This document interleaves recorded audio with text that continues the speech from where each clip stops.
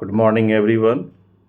Today, 15 August 2025, as every year we celebrate 15 August as Independence Day. So, on the occasion of Independence Day, I have got a good newspaper article from Hindustan Times. This has been written by Mr. Vajpayee, who was the ex Prime Minister of India, and this article was written by him in 1997, the same day. So let's we know about what exactly he way to think about the India as a nation. The topic of the article is integration to integrity, the mission before India. The government, let us remember, and should be free of corruptions. It should be accountable and stable. The main theme is say the government must be accountable and stable, and government should behave honest way, and people should have trust over the government. Exact meaning the true sense of democracy should be prevail. The 50th anniversary of India independence is definitely an occasion to celebrate. Absolutely, but it is also an occasion for introspections, for taking a stock of our system of governance and deliberating on what can be done to ensure both stability and accountability. Absolutely, we must think about stability and accountability of the democracy. This means seeking a comprehensive answer to the question, should we continue with the present framework of governance, or should we make a radical departure and introduce changes in the system so that the lesson of the last 50 years are not wasted? We must learn after the past experiences in the 50 years what you have learned. Exact meaning is that what you have learned from the past experiences. So this view has gained ground in the past 1 year of increasing political instability in the country and decreasing accountability of the government. We all know that the political stability is essential not only for maintaining law and order, but also it is required to speed up the process of development that will absolutely come if we have the absolute majority government. Of course, the stability does not mean a statism. It means a government that can function with near, if not absolute, so anonymity on the matter of governance. This anonymity is provided by any single party, a strength of number. So there are more than 100 party in our country today. 30 party are in the Lok Sabha alone, not to speak of a smaller party. Today we have one main party without any ideological identity or organizational appeal. So one such party has only one member who is the minister in the government. Another party has the only two members who are also the minister in the government. One prime minister has been removed, another has been taken place. So there is no stability in the government exactly. The government comprising the 30 parties, 13, 1 3, and now 14 is dependent on the outside support from the two party. So see the exact scenario the going on in the parliament. So the ruling party has split off and nobody know who belongs where. The predicament of these two parties is that they cannot afford to withdraw support. They do not have the choice. Yet there is an instability in the environment, though not in the number of those supporting the present government. It is against the backdrop of people have begun saying that systems should be such that government lasts 5 years. In the in the presidential system, the president cannot be removed. You know all well. But there is a process of impeachment, and that take time without proper governmental approve. It could not be happen.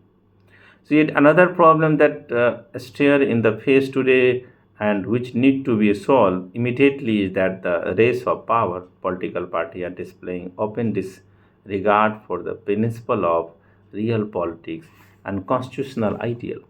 They show a lack of national character. Their main goal has become surprising power and retaining it, whatever the meaning is that. Standing at the threshold of new millennium, we must ask ourselves to question the accountability. There is an accepted norm in the parliament system that when the minister is in the house, you can ask any question, but the parliamentary democracy cannot ensure that answer given by the minister will be right, responsible at least. Neither can it ensure that the member asking the question will come prepared. I have seen many of the members who, despite being in parliament for 5 years, cannot ask a supplementary or sub question. So few people do their homework. This is the state of our parliamentary experiment. This day, when we talk of the corruption, we talk in the term of crore. During the regime of Jawaharlal Nehru, one Calcutta-based company had given the 10,000 to a friend of Congress minister to contest an assembly election in Uttar Pradesh. The company had mentioned it in the account book. He was petroleum minister. The company was rated, the account book seized, and the entry against the minister name was discovered. So newspaper published it, and we read them in the next day. There was an outcry in the Lok Sabha. In those days, 10,000 was a big amount. Nehru initially tried to diffuse the matter because the minister was influential and close to him. But later he had to bow before the House, and even the member on the government side demanded an investigation. So the issue was serious. No one tried to cover it up. This was the response to the corruption in those days. Nehru handed over the investigation to the retired Supreme Court judge and informally, if not formulate, he looked into the matter and concluded that minister should resign. The minister had taken only 10,000. Now has reached crore, but no one resigned. In fact, there are politicians who seeks to rule from jail. It's a proxy of parliament. One reason behind today rampant and the corruption is the phenomenal cost of election. Party have to be collect money from people who seek return. But this is only one reason. The other reason is that our party do not function in transparent manner. BJP now insists on issuing receipt and maintaining full detail of all donor. But which other party does so? And what about the system? There is no mention of political party in the Indian constitution, which should have been there. Democracy run on the party system. The party should be registered. There should be proper membership. A regular election should be held in the party. Their accounts should be audited and made the public ensure the transparency.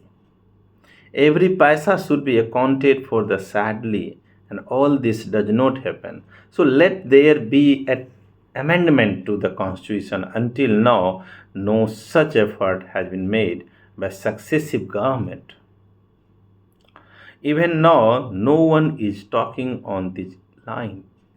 On this Independence Day, let us resolve to continue making effort to build a new structure of better political system, a system that is stable, a system that is transparent.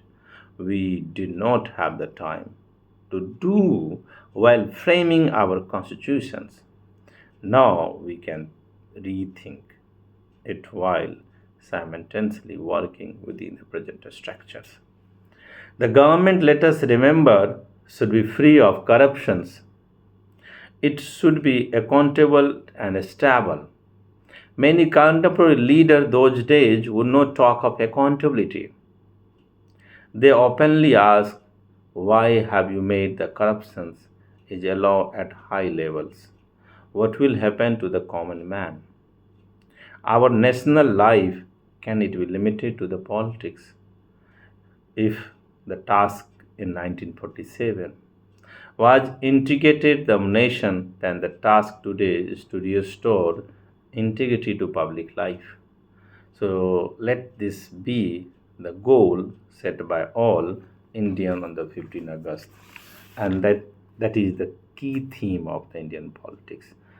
Right now, BJP government should learn from their Bajpayee heritage of relations, what he taught to the rest of the political party.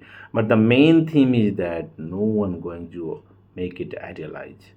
And one of the best thing politics is the center of corruption. Thank you, everyone.